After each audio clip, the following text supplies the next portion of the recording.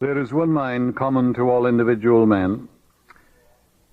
They are merely two spheres of activity within one mind. There are not two minds. Your conscious mind is the reasoning mind. It is that phase of mind which chooses, weighs, dissects, analyzes, investigates, scrutinizes, comes to conclusions and decisions. For example, you choose your books, your home, your partner in life. You make all your decisions with your conscious mind.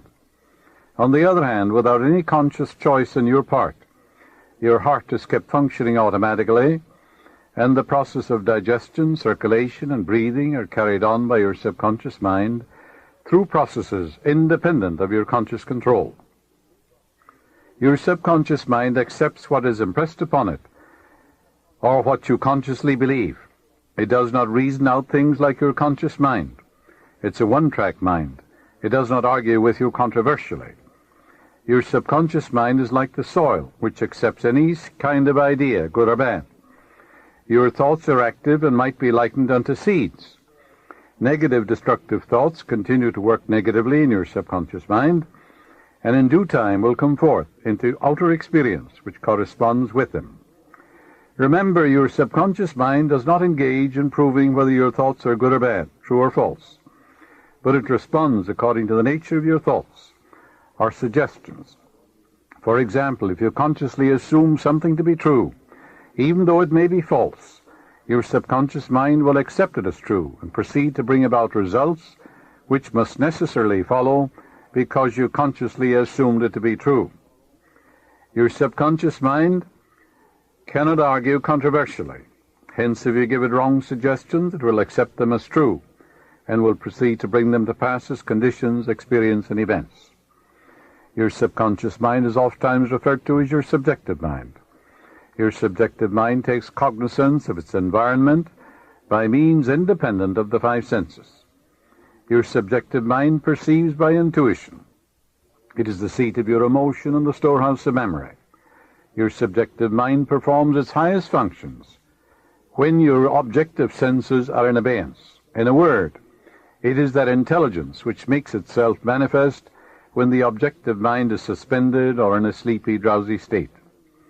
Your subjective mind sees without the use of the natural organs of vision. It has the capacity of clairvoyance and clairaudience.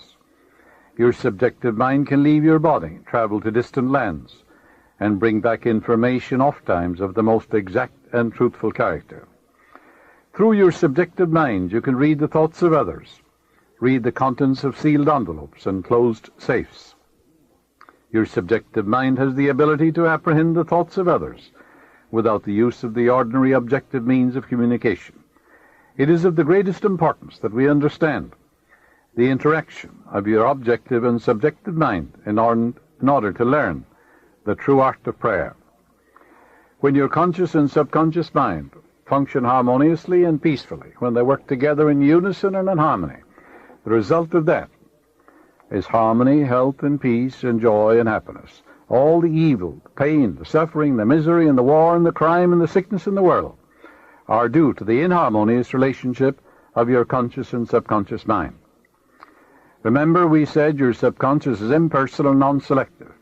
In the Bible, it says the husband is head of the wife. The husband in the Bible is your conscious mind, and the wife is called the subconscious in the Bible. That's not true from a literal standpoint, but it's true psychologically only. Your subconscious is controlled by your conscious mind. It's amenable to suggestion and controlled by it. So the wife, your subconscious, is subject to the man or to the mind, and conscious mind in all things. That's true psychologically only. Whatever your conscious mind, remember, feels to be true, your subconscious accepts. Your capacity to imagine and feel, and your freedom to choose the idea you will entertain, gives you power over all creation. Do not dwell on the imperfections and shortcomings of others, or their frailties, or their derelictions. Why? Because whatever you think and feel about another, you create in your own mind, body, and circumstances. Ask yourself, would I like to live with what I'm thinking and wishing for the other? If you would, well, if the answer is in the affirmative, of course you're on the right track. Remember, your thought is creative. And what you think about the other, you are creating in your pocketbook too, and in all phases of your life. What you do not wish done unto you, do not feel it is done unto you or another. Now, chance or accident is not responsible for the things that happen to you, nor is predestined fate the author of our fortune or misfortune.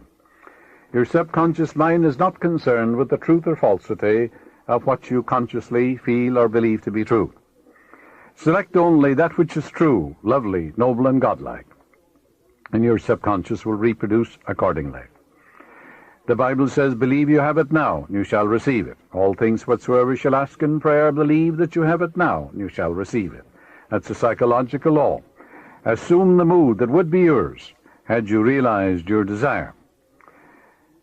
And as you do this, wonders will begin to happen in your life. You know, Edison discovered, or he knew intuitively, that the voice caused undulatory currents in the atmosphere. And he reasoned it out. He said such currents could reproduce the voice. The idea came to him that inasmuch as your voice produced waves, that these waves would reproduce that voice. That's believing you have it now and you shall receive it. So he developed a phonograph. The idea came from his subconscious mind. Your subconscious is your friend, seeks to heal you, to restore you. If someone is presenting you with a phony deal, there's something within you that warns you. That's your subconscious mind prompting you. Its intimations, urges, promptings, murmurings are always life word. It seeks to heal you if you cut yourself, if you burn yourself. It seeks to reduce the edema, gives you new skin and tissue. If your child is very sick and you're completely exhausted, and you think about waking up to give the medicine to your child at 2 or 3 o'clock in the morning, it'll wake you up, no matter how tired you are, exactly at 2 o'clock to minister to your child. Its tendency is always lifeward. Electricity, Edison knew, was produced by friction. Reverse it. Friction, in turn, produces electricity. Edison knew the transformation of forces. He knew that transformation of force, that the force is reversible. Heat produces mechanical motion. Mechanical motion produces heat. Cause and effect, action and reaction. These are cosmic and universal. Pray believing that you already possess what you pray for. Yes, and it will come to pass. This is the law of inverse transformation. For example, if the sale of your home brought a certain amount of joy, satisfaction, elation into your mental atmosphere, then the feeling that would be yours if you realized it would also produce that. In other words, that feeling or that mental state captured in your imagination and feeling must produce the sale of the home. Because if the sale of the home, actual sale of it, brought a certain joy and satisfaction to you, then reverse it. Capture the feeling, the mood that would be yours if you sold it, by imagining the check in your hand, giving thanks for it, depositing it in the bank, doing the things you would do were your home sold, all in your mind or your imagination, and then that attitude of mind will produce it. Awaken within yourself the feeling that would be yours if you now realized your desire, and that feeling will produce it. A young boy, a D-Malay boy, who wanted to go to a certain college, had difficulty, and was rejected. And I said to him, you understand this law of inverse transformation? How would you feel if they accepted you now? You went in to see this man who rejected you and said, well, we've changed our mind. We've looked over your qualifications and you are accepted. He said, I'd feel happy. I'd call up my dad. I'd feel wonderful. Well, I said, as you go to sleep at night, feel that I'm congratulating you on your acceptance and your marvelous success in the college. Imagine you're also talking to your dad and telling him you've been accepted. And you're going in there now in your own mind. And this man is saying, well, you're accepted. It's wonderful. All right, you can capture that feeling, that in your imagination, that inner mood. And he did that, and he was accepted. Yes, the feeling of the answered prayer, if assumed and sustained, must objectify the answer to your prayer. So that's the meaning. If he calleth things that be not as though they were, and the unseen become seen. If a physical fact can produce a psychological state, then that psychological state can produce a physical fact. That's the meaning of all things whatsoever you shall ask in prayer, believing. Believe that you have it now and you shall receive it. How can you believe you have it now? Well, the reality of it is an idea, isn't it? A mental picture in your mind. So you accept the mental picture, dramatize it, feel the reality of it, rejoice in it, believe in the law of growth, knowing that the seed you put on the ground will grow if you nourish it, sustain it, water it, and fertilize it. The philosophy of 6,000 years has not searched the chambers and the magazines of the soul. Emerson said that. Your mind is your consciousness is the sum total of all your subjective and objective impressions and awarenesses. Your mind is a medium of ideas. It's a collection of impressions. Some are good and perhaps some are not so bad. Your mind, therefore, is a medium for all sorts of impressions, and your mind should be open only to ideas which heal, bless, inspire, elevate, and dignify your soul. For ideas are our masters. Ideas generate emotions. The reason there is so much misery in the world is the ideas many men hold are completely false. And these emotions get snarled up in the subconscious, and they must have an outlet. And being of a negative nature, it must be a negative outlet. Watt saw the steam coming out of the kettle. He was a Scotchman, mechanic. His mother was making a cup of tea, and he saw the result of the steam forcing the lid up. He began to think, what would happen if I harnessed that steam? Tremendous power there. All he had was an idea. He began to think about it from all angles. The idea came from his subconscious mind to force steam into a cylinder, which contained a piston. The expansion forced the piston back and drove the wheels. That was the beginning of the steam engine, which revolutionized industry all over the world. When a man says it can't be done, it was never done before, it's impossible. Remember, the science of aerodynamics states that the bumblebee cannot fly because its wingspan is too short and its weight is too great for it to fly. But the bumblebee doesn't know what's in the textbook, so it goes ahead and flies. So when someone says it can't be done, the man who knows the power of his imagination, of the great friend within him, says, what does he say? It says, I'm going to do it. It can be done. And the subconscious, which is his friend, responds to him and brings it to pass in a wonderful, wonderful way. Here's a friend also for a band. Someone mailed me this clipping. It's an unknown Mexican, it says, from the Copley News Service. And he was praying for wealth. That is, he wanted money to do the things he wanted to do. Obviously, he was poor, according to the article. And in a dream, he sees the Virgin, because he had gone to Guadalupe to pray. And the Virgin said to him in a dream, purchase this ticket 37281 in a Mexican lottery. He called his nephew in Texas, and he asked him to track it down. So the nephew tracked it down, and he invested the uncle's money to buy the block of tickets. And the uncle won $3 million, a grand prize in Mexico. The Internal Revenue, the article said, visited his nephew and said, we want $1,600,000 because you were here in America and you bought this ticket. So he took it to the tax court. And the article says, the judge said, well, this man received an answer to his prayer from the Virgin, and the ticket was purchased in his name, and the Internal Revenue doesn't get anything.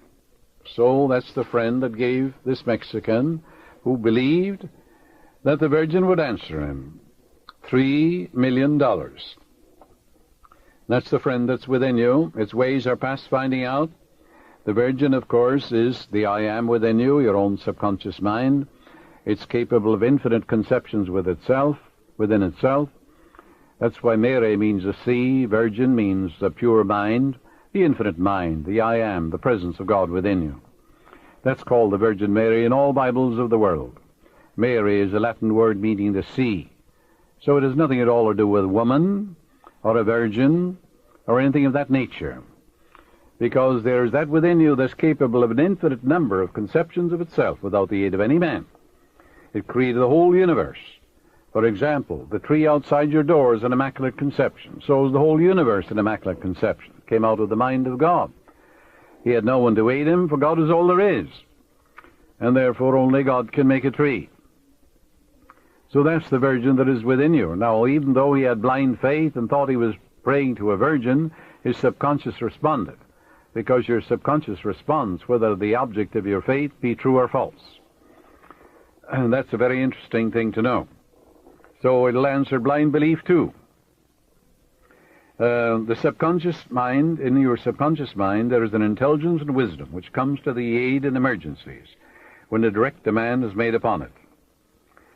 And there are many, many such instances where scientists, for example, have received answers to their prayers when they couldn't get an answer any other way. Nicholas Tesla, a brilliant electrical scientist who brought forth the most amazing innovations, he said when an idea for a new invention came into his mind, he would build it up in his imagination, knowing that his subconscious mind would reconstruct and reveal to his conscious mind all the parts needed for its manufacture in concrete form. Through quietly contemplating every possible improvement, he spent no time in correcting defects, and was able to give the technicians the perfect product of his mind. He said, "Invariably, my device works as I imagined it should. In 20 years, there has not been a single exception." His subconscious mind gave him the answer to all his inventions. A famous chemist, Frederick von Stradonich, used his subconscious mind to solve his problem as follows. He had been working laboriously for a long time, trying to rearrange the 6 carbon and 6 hydrogen atoms of the benzene formula. He was constantly perplexed and unable to solve the matter. Tired and exhausted, he turned the request over completely to his subconscious mind. Shortly afterwards, he was about to board a London bus. His subconscious presented his conscious mind with a sudden flash of a snake biting its own tail and turning around like a pinwheel. This answer from his subconscious mind gave him the long-sought answer of the circular rearrangement of the atoms that is known as the benzene ring, and every high school boy knows how that came to pass through this, you might say, flash of illumination from the depths of the man's subconscious mind. Countless inventions came through that way. The Bible says, "I, the Lord," meaning your subconscious mind, "will make myself known unto a man in a vision, will speak to man in a dream." When I use the term subconscious mind, I'm talking about the great universal mind. I'm not looking at it from a Freudian narrow standpoint, where it deals with a mind of sex repressions and frustrations and inhibitions and things of that nature. Not at all. I am talking of the Father within which doeth the works. You can call it the supernormal mind, the superconscious mind, the subliminal mind. You can call it Allah, Brahma, reality, infinite intelligence, self-originating spirit, life principle. Call it by any name you want to. Actually, it's nameless anyhow. But it is that subjective depths of view, that subjective wisdom and intelligence that controls all your vital organs when you're sound asleep, that sometimes answers your prayer in a dream, in a vision of the night. There are numerous references in the Bible to dreams, visions, revelations, and warnings given to men during sleep. Your subconscious mind is active 24 hours a day. It's your greatest friend. The Bible points out that Joseph was accurate in his analyses of the dreams of Pharaoh. His mental acumen and sagacity in predicting the future through the interpretation of dreams brought him praise, honor, and recognition by the king. Dreams have captivated scientists, scholars, mystics, and philosophers down through the ages. Many answers to man's most acute problems have been given in dreams. Since biblical days, various interpreters and expositors in every country have been engaged in the analyses and interpretation of dreams. Freud, young Adler, and many other distinguished psychologists and psychiatrists have studied the symbols portrayed in dreams. And by interpreting the meaning to the conscious mind of the patient they have released hidden phobias, fixations, and other mental complexes. Your dreams, of course, are projections of the contents of your subconscious mind. Many instances they answer your problems and warn you regarding investments, journeys, and marriage, as well as pitfalls of daily living. Your dream is a dramatization of your subconscious mind. It's not fatalistic. You mold, fashion, and shape your own destiny by your thought and feeling. Anything in your subconscious mind is subject to change, and when you know the laws of mind, you predict your own future. You can fill your subconscious mind with the truths of God, and you will crowd out of your mind everything unlike God. For the lower is subject to the higher. Your subconscious is subject to the conscious mind. That's the husband, you see, has charge over the wife in biblical language. But theologians have taken that literally for thousands of years and have held women in bondage and thraldom and in subjection due to a misinterpretation of the Scripture. Once I had a telephone call from a woman in New York City stating that her husband had told her prior to his transition that he planned to take a large sum of money from his private safe and invest it in a foreign country for greater returns. A few days later he passed on, and when the safe deposit in the bank was opened, there was no cash. But there was a record at the bank that 2 days previously he had visited the vault. There was no trace or record of any investment, and a minute inspection of his desk revealed no clues. I suggested to her that she turn her request over to her subconscious mind, which knew the answer, for it knows only the answer, and that it would reveal the answer to her in its own way. She prayed as follows: my subconscious mind knows where my husband secreted that money, and I accept the answer and believe implicitly the solution will come clearly into my conscious mind. She quietly dwelled on the meaning of these words, knowing they would be impressed in her subconscious mind, thereby activating its response. She had a very vivid dream in which she saw a small black box hidden behind a picture of Lincoln on the wall in her husband's work den. She was shown in the dream how to press a secret button which could not be seen with the naked eye. When she awakened, she rushed to the den, took down the picture of Lincoln. When she pressed the button, revealed in the dream, an opening appeared containing the black box, which in turn contained $50,000 in currency. She discovered the treasures of her subconscious. She discovered there was a friend within her, which knows all, sees all, has the know-how of accomplishment, because it is all-wise. You too can take a similar step in putting the wisdom of your subconscious to pass, to answer your prayer. A young woman in San Francisco experienced a recurrent dream for 4 consecutive nights. In her dream, her fiancé, who was living in Los Angeles, appeared to her, and quite suddenly, a very high mountain, which seemed impossible to scale, came between them. In the dream, she was deeply surprised, frustrated, and bewildered. She awoke, wrestling with the problem and sensing something very wrong and shady. I asked her what the mountain signified to her, as every dream, when interpreted properly, must coincide with the inner awareness and feeling of the dreamer. Moreover, a recurrent dream is very important, as it is the intuitive voice of your subconscious saying to you, stop, look, and listen. The word mountain to her meant an insuperable obstacle. I suggested to her that she speak to her fiancé about the dream and gain the assurance that there was nothing hidden that was not revealed, and nothing covered up that was not made known to her. Accordingly, she flew down to Los Angeles to see her fiancé, who met her at the airport. After a heart-to-heart talk, he finally told her, I am a homosexual. I wanted to marry you so that my customers, who are very religious, would not suspect anything. Her dream prevented her from experiencing what eventually would have been a great traumatic shock. You too can exercise the same or greater foresight through analyzing the recurrent happenings in your dream. Of course, there are variegated dreams, we know that. Some due to sexual frustration or repression, others are due to mental and emotional turmoil, bodily malfunctioning, fears and religious taboos. reproduction and a recast of past events or of the activities of the day. However, there are many dreams of a recurrent nature, as well as of a precognitive significance, wherein you see events before they happen. Many times you're given detailed instructions in the dream as to what action to take.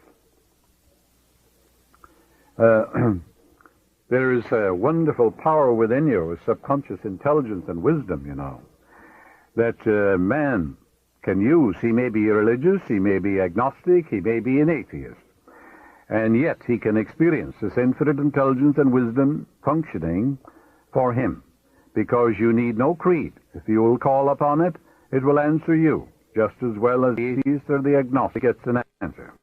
It's impersonal, no respecter of persons.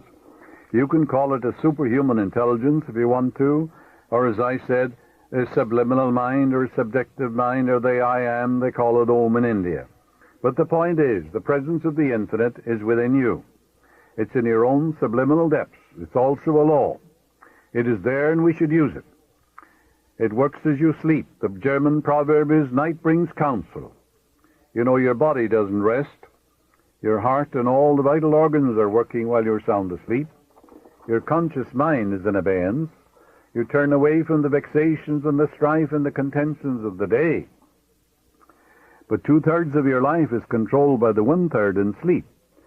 What do you go to sleep with every night? Go to sleep in the feeling that you're a tremendous success, that you're absolutely outstanding. If you have a problem, contemplate the solution. Say, infinite intelligence gives me the solution. I accept the answer. It comes to me in divine order. So that subjective self of you corrects the errors of the day and anchors your thought to the supreme intelligence within you.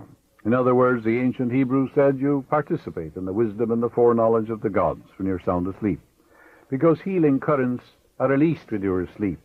The Bible says, He giveth His beloved in sleep. I lay me down in peace to sleep, for Thou, Lord, maketh me dwell in safety. Arthur Rohr, a great industrialist, a business tycoon, when he has a conference, and there's a very important decision to be made, he closes his eyes, relaxes, let's go, and his associates do the same thing. They get quiet and still. What do you suppose they think about? That there's an infinite intelligence within them that knows the answer, knows what's best for the organization, knows the right decision, for there's nothing it doesn't know. And therefore they contemplate that right decision, the harmonious solution, the creative idea, in the quietness of their own mind. In that quietude and that relaxed state, the wisdom of the subconscious rises to the conscious mind, when the conscious mind is in abeyance. And he gets marvelous results.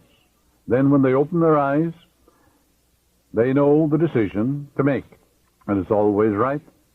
Because when your motivation is right, your decision will be right. If your motivation is wrong, no matter what you do will be wrong. And therefore, when you're asked to make a decision, well, ask yourself, what is my motivation? Looks good to me. And that proposition he made looks sound. I prayed about it. Infinite intelligence guides me, directs me what to do, and reveals to me the answer. Then it looks good to you, and your motivation is right, and whatever you do will be right, because it will be right action for you.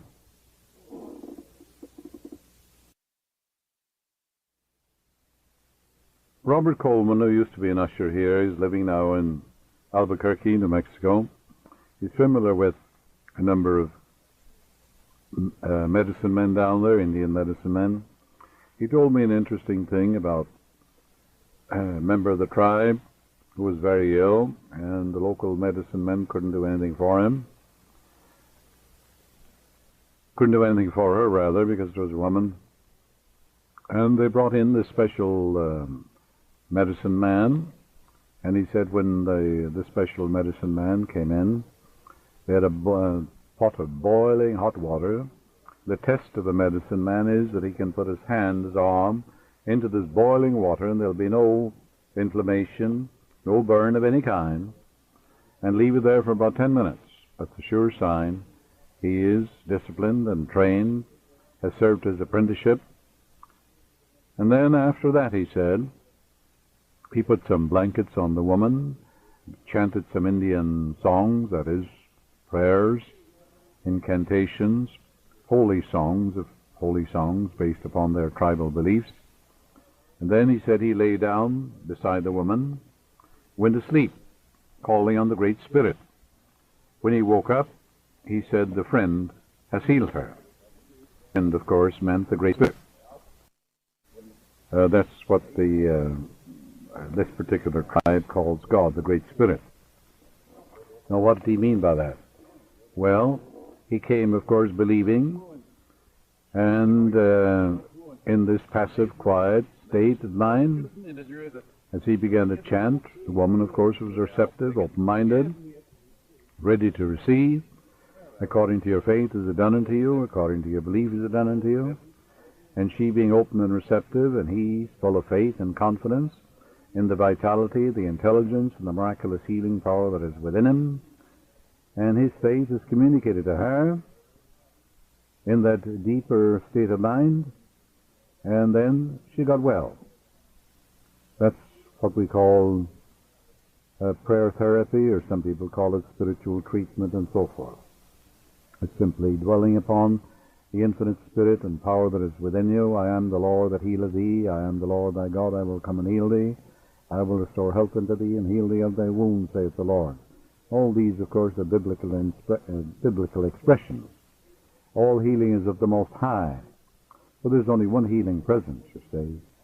And when you pray for a person, just like this medicine man did, you don't dwell on symptoms of the bodily condition or fever or anything. You just dwell upon the intelligence, the wisdom, the vitality, the wholeness, and the beauty and the perfection of the infinite, animating, sustaining, and strengthening this other person. And then the presence of God is resurrected in the other. And that's the basis of all healing. Dr. Elsie McCoy in Beverly Hills, who wrote an article for my book called Psychic Perception, and I'm quoting what she said. She was engaged to a very wonderful surgeon in Chicago. She gave me permission to write this in the book, of course, and she shows clearly what constructive thinking according to principle will accomplish. She has studied extensively in Europe and Asia. Her early days was engaged to a prominent surgeon in Chicago. They were separated by over 1,000 miles due to their different assignments. She operates in Beverly Hills. Ever since she was 18 years of age, she has made it a habit, she said, to affirm during the day, only divine right action takes place in my life. And whatever I need to know is revealed to me instantly by the infinite intelligence within me. Her gradual reiteration of these truths caused them to reach the subconscious mind, which responded accordingly. One night, while she was sound asleep, she saw and heard clearly, in a vivid dream, her fiancé in Chicago talking to a nurse, and in addition, dating her for a weekend, saying to her, "You know I'm engaged," but she is 1,000 miles away and knows nothing about it. Dr. McCoy phoned him the next day and told him about the silly and foolish dream she had had and laughed about it. He was furious and accused her of having employed detectives and of spying upon him. With that, she dissolved the engagement, and subsequent events showed the wisdom of her subconscious in protecting her from what would undoubtedly have been a tragic marriage. Her right thinking activated her subconscious mind, which revealed to her what she should know before she got married.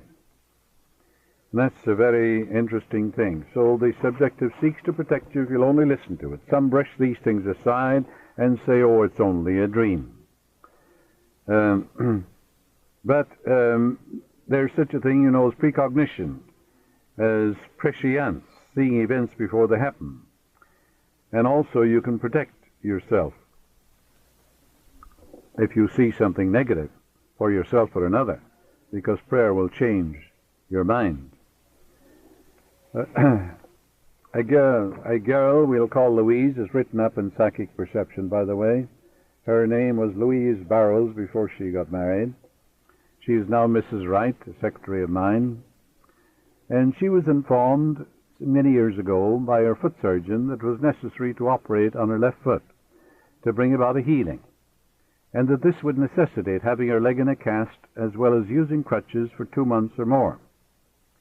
She prayed that infinite intelligence of her subconscious mind would guide and direct her to come to the right decision. She turned this request over to her subconscious mind every night, and at the end of the fortnight she saw a doctor, a friend of the family, who in the dream state pointed to hexagram 35 in the I Ching, which said, progress. The next day she went to visit him, and on examining the foot, he advised her that he could bring about a perfect alignment and adjustment by manipulation and exercise, which she would have to practice, and a perfect healing followed. That's back in 1961, the first time I gave a series of lectures on the meaning of the I Ching for Southern California. Actually, I think I was the first to introduce it here. The subconscious mind usually speaks and reveals answers symbolically. Louise, having taken 2 classes on the I Ching with the speaker, became absorbed and engrossed with its scientific and metaphysical approach to life. And undoubtedly her subconscious knew she would follow the directions of the hexagram. For it always speaks to you in a way, in a voice, in a symbol that you will follow and understand.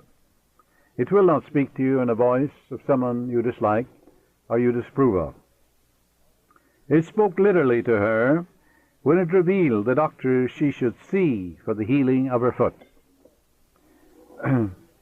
So the Lord makes him, so the Lord is the lordly power within you. There's only one power anyhow. Makes himself known in a vision and will speak to man in a dream. That's what your Bible says, because it also says, in a dream and a vision of the night, when deep sleep falleth upon man, slumberings upon the bed, he openeth the ears of man, feeleth their instructions. There's only one being, and that power is within you. It's called the life principle, called the living Spirit Almighty. It's called by many names. But remember, you do not put self-expansion into the seed. You do not give vitality to the seed. You put the seed in the ground, it won't grow in your pocket. And you water and fertilize the seed. And as Judge Strord, the author of inimitable textbook, says, your quiet contemplation of your desires and accomplished facts is the way to pray. The feeling of pleasure and restfulness in foreseeing the certain accomplishment of our desire is the way to get the answer to your prayer. The operation, he says, is that of a gardener, and it's more or less an exact analog of that of a gardener. We do not put self-expansion or vitality in the seed. We sow it, don't we?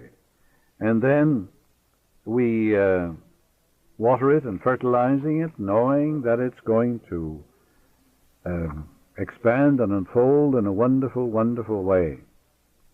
And of course it will expand in a wonderful way if you water it with faith, with expectancy, with understanding.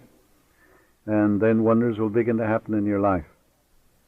A thought is the most powerful force in the universe, you know. Your word is a thought expressed.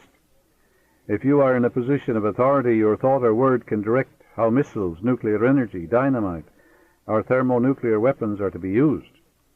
Your thought determines how electricity is to be used. Likewise, your thought directs the operation of your life. Your subconscious mind could be likened to an iceberg. 90% of it is below the surface. It is your subconscious mind that does the work according to the orders given by your conscious mind. What you think with your conscious mind, you produce with your subconscious, you see.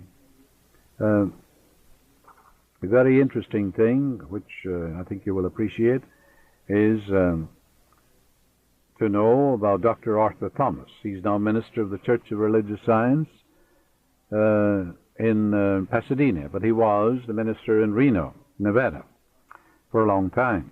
He gave me permission to write this about him.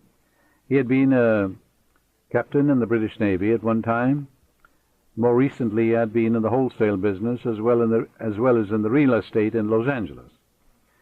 About 10 years ago or more, he started attending my lectures on Sunday mornings.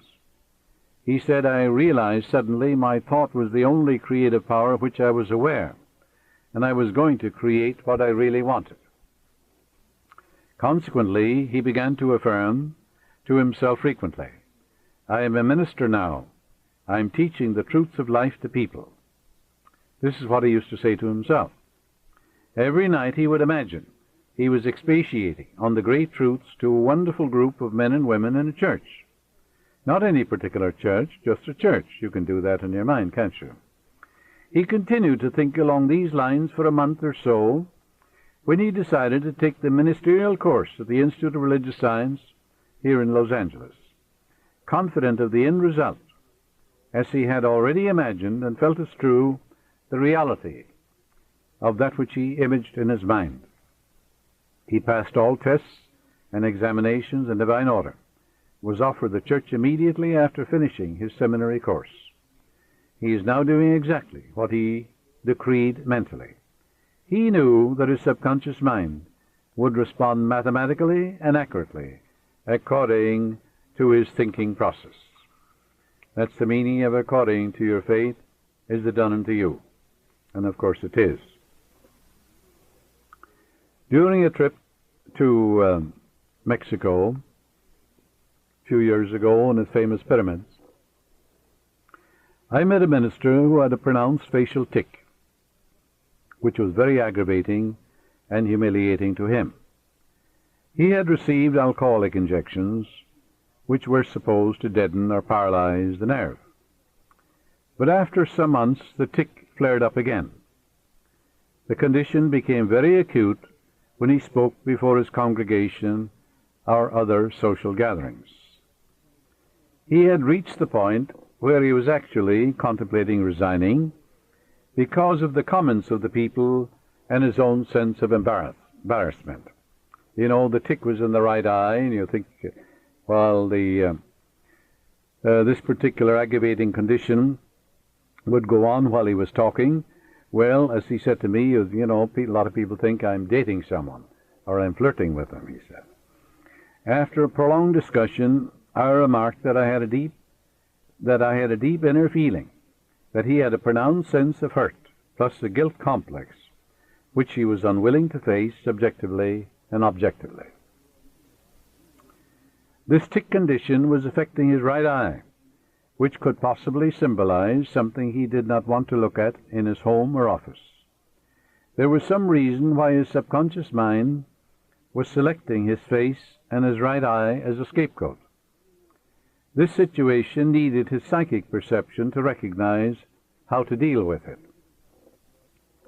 He admitted freely that he no longer believed in what he was teaching, which gave him a guilt complex. Moreover, he was afraid to resign because he felt he could not make a living outside the ministry. He deeply resented members of his board who criticized whenever he deviated from the orthodox standard of teaching. All this nervous pressure was converted by his subconscious mind into a tic. The affliction compensated him in a morbid way for his failure to be honest and forthright, and admit to his congregation that he no longer believed according to the directives and dogma of the church. He freely admitted this to me, and I suggested to him, in turn, that on the following Sunday, when he returned from his vacation, he should speak freely from the platform and tell his congregation that he was resigning, since he no longer believed what he was preaching. He understood that to teach one thing and to believe another created a powerful negative conflict in the mind, resulting in mental and physical disorder. He spoke from the depths of his heart to his congregation, then resigned. In a letter to me, he said, I felt a tremendous relief, and a great sense of peace came over me. My constant affirmation was... A few years ago, where I wrote a book I had a most interesting conversation with an old friend whom I had known previously in India. I shall call him Harry. He practiced clairvoyance, astral excursions for many years. His daughter was studying in Honolulu, had been very ill, actually at the point of death. A cable was sent to him in Calcutta, and the moment he received it, he adopted a yoga posture, closing his eyes, got into a passive, quiet, receptive state of mind. He visualized his fourth-dimensional or astral body emerging through his head with all his faculties, and he decreed firmly, knowingly, and with deep conviction, "I want to appear instantly to my daughter and minister to her." I might interject here that, of course, astral traveling, fourth-dimensional traveling, has gone on since the dawn of time. In other words, man can live outside his body. Modern science knows that today. The average man is living in the Dark Ages. He doesn't even know what's going on. You can see, hear, feel, smell, travel independent of your physical organism, as we said at the beginning of this lecture. And you can see without eyes, hear without ears. You can do all these things. Nature leaves no gaps and makes no mistakes. So it was intended that you use all these faculties transcendentally of your environment. So he said, "I want to appear instantly to my daughter and minister to her." He repeated this command about 6 times, then dropped off into a profound slumber. Notice the wonders of your subconscious mind. Immediately he found himself at his daughter's bedside. She was asleep, but awakened immediately and exclaimed to him, "Dad, why didn't you tell me you were coming? Help me." He placed his hands upon her and chanted certain religious phrases and told her, "You will arise in a few hours and be well." She had a wonderful healing. Her fever immediately subsided, and she shouted to the nurse, "I am healed. I am well. My father was here, and he healed me." The nurse thought she was raving, but the resident physician confirmed the silent inner knowing of her soul, that she was indeed perfectly well. However, both laughed at her story of a visitation by her father from India. The nurse was puzzled and perplexed, and said to the daughter, "How could your father or anybody else get in from downstairs through closed doors? I saw no one enter your room." The daughter explained to the nurse, "Oh, my father visited me in his fourth-dimensional body. He laid his hands on me and prayed with me." The nurse said, "I don't believe in ghosts, apparitions, or voodoo." The girl realized that further explanations would be useless. Harry said that he was perfectly conscious all the time. Considering the distance between Calcutta and Honolulu and the time difference, he discovered that he'd been absent from his physical body just 10 minutes in all. Harry is a medical doctor, has tremendous faith in spiritual healing, is very familiar with the many schools of healing. He realized his presence gave a tremendous transfusion of faith, confidence, and courage to his daughter, which impregnated her subconscious mind, and according to his belief and that of his daughter, it was done unto her. These are the wonders of the friend within you. That's the deeper mind. Your subconscious mind is never short of ideas. There are within it an infinite number of ideas ready to flow into your conscious mind and appear as cash in your pocketbook in countless ways. This process will continue to go on in your mind, regardless of whether the stock market goes up or down, whether the pound sterling or dollar drops in value. Your wealth is never dependent on bonds, stocks, or money in the bank. These are really only symbols, necessary and useful, but only symbols. So as you go to sleep at night and you say to yourself, wealth, success, wealth, success. Well, you admit there is such a thing as wealth. You admit there is such a thing as success. The infinite can't fail. The infinite is within you. You're born to win. You're born to succeed. Just take these 2 words. What happens? They activate the latent powers of your subconscious, and you're compelled to succeed. You're compelled to be wealthy. The point I wish to emphasize is that if you convince your subconscious mind that wealth is forever circulating in your life, and there's always a surplus. You will always and inevitably have wealth, regardless of the form it takes. It has taken the form, as you know, an amalgam of copper and tin or zinc or something right now. It hasn't any intrinsic value. You use a piece of paper, don't you? The only value it has, the value that we place upon it. The government says this $10 bill will buy so many oranges and all that. All it is a piece of paper. It isn't even silver, it's not even gold. There are people who claim that they're always trying to make ends meet. They seem to have a great struggle to meet their obligations. Have you listened to their conversation? In many instances, their conversation runs along this vein. They're constantly condemning those who have succeeded in life and who have raised their heads above the crowd. Perhaps they are saying, "Oh, that fellow has a racket, he's ruthless, he's a crook." This is why they lack. They're condemning the thing they desire and want. The reason they speak critically of their more prosperous associates is because they're envious and covetous of the other's prosperity. The quickest way to cause wealth to take wings and fly away is to be envious, jealous, or criticize and condemn others who have more wealth than you. You can rest assured that that will impoverish you and bring more and more lack into your experience. There is one emotion which is the cause of the lack of wealth in the lives of many people. Most people learn this the hard way. It is envy. If you see a competitor depositing large sums of money in the bank, and you have only a meager amount to deposit, does it make you envious? The way to overcome this emotion is to say to yourself, "Isn't it wonderful? I rejoice in that man's prosperity. I wish for him greater and greater wealth." And you're selfish when you do that, because what you're wishing for him, you're creating in your own mind, body, and experience. To entertain envious or jealous thoughts is devastating, because it places you in a very negative, destructive position. Wealth flows from you instead of to you. If you are ever annoyed or irritated by the prosperity or the great wealth or success of another, claim immediately that you truly wish for him greater wealth and success in every possible way. This will neutralize the negative thoughts in your mind and cause an ever greater measure of wealth to flow to you by the law of your subconscious mind. If you are worried and critical about someone whom you claim is making money dishonestly, cease worrying about him. You know such a person is using the law of mind negatively. The law of mind takes care of him.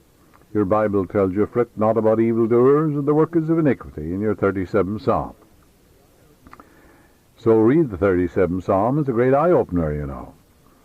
Be careful not to criticize a man for the reasons that we just said. Remember, the block or obstacle to wealth is in your own mind. You can now destroy that mental block. This you may do by getting on mental good terms with everybody, wishing for everyone what you wish for yourself. And as you do, wonders will begin to happen in your life. It is your right to be rich, you know. You're here to lead the abundant life. You're here to be happy, radiant, and free. You should therefore have all the wealth you need to lead a full, happy, and prosperous life. Of course you should.